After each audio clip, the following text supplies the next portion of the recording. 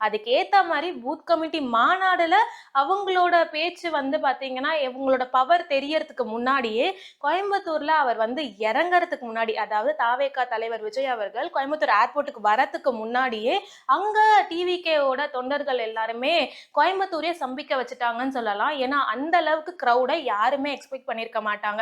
500 பேர் வருவாங்க அப்படின்னு எக்ஸ்பெக்ட் பண்ண இடத்துல கட்டுக்கடங்காத கூட்டம், பவுன்சர்ஸ், போலீஸ் யாராலையுமே வந்து அவங்கள கண்ட்ரோல் பண்ண முடியல.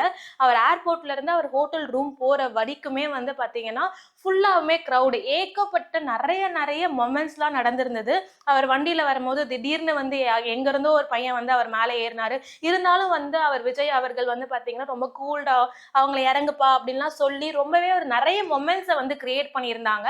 இந்த தாவேக்காவோட பூத் கமிட்டி மாநாடு நடக்கிறதுக்கு முன்னாடியே கோயம்புத்தூர்ல வந்து மேற்கு மண்டலத்துல தாவேக்காவோட பவரை ப்ரூவ் பண்ணிட்டாங்க அப்படின்ற மாதிரிலாம் நிறைய பேர் வந்து கருத்துக்கள் சொல்லிட்டு இருக்காங்க.